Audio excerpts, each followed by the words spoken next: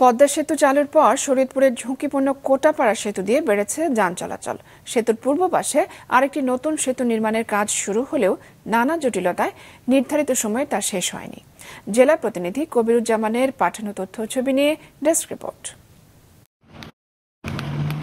ঢাকা থেকে শরীয়তপুরের ৫ উপজেলায় যাতায়াতের একমাত্র পথ জেলা সদরের কীর্তিনাশা নদীর উপরের এই কোটাপাড়া সেতু।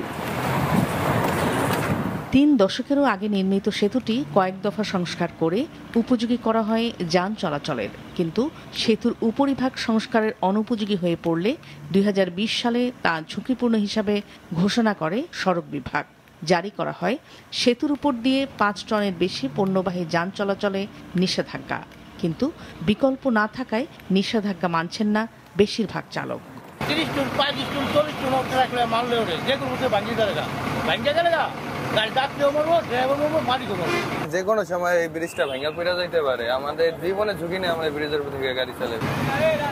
এদিকে পদ্মা সেতু নির্মাণের পর ঢাকা থেকে চলাচলের সহজ উপায় হিসাবে কোটাপাড়ার এই সেতু ব্যবহার করছে মাদারীপুর ও চাঁদপুরবাসী।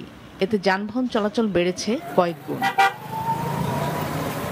সংকট কাটাতে ২০২১ সালে পুরাতন সেতুর পূর্ব পাশে ১৯০ মিটার দৈর্ঘ্যের নতুন সেতুর নির্মাণ কাজ শুরু করে জেলা সড়ক বিভাগ, কিন্তু জমি অধিগ্রহণ জটিলতা ও ঠিকাদারি প্রতিষ্ঠানের অবহেলা সহ নানা কারণে ২০২৩ সালে সেতু নির্মাণ সম্পন্ন হওয়ার কথা থাকলেও তা এখনো হয়নি।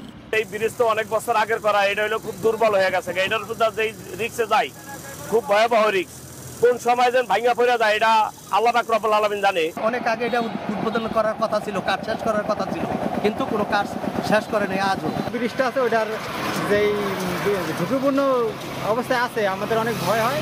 এটার জন্য আমাদের এই ব্রিজটা ক্লিয়ার করে দিলে, রোডের কাজ ক্লিয়ার করে দিলে আমাদের সুবিধা হয়।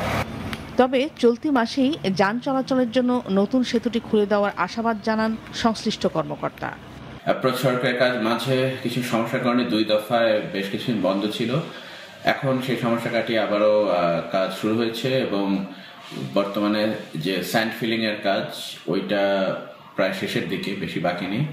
এরপরে সাববেস লেয়ারটা করা গেলেই সেতুটা চালু করা যাবে, তো সেজন্য খুব বেশি সময় প্রয়োজন হবে না। আর যদি কোনো সমস্যা না হয় তাহলে আমরা মে মাসে যানবাহন চলাচলের জন্য কোটাপাড়া সেতু উন্মুক্ত করে দিতে পারবো। দ্রুত নতুন সেতুটি খুলে দেওয়ার পাশাপাশি হালকা যান চলাচলের জন্য পুরাতন সেতুটি সংস্কার করে তা সচল রাখার দাবি জানিয়েছেন এলাকাবাসী। মাছরাঙা নিউজ ডেস্ক।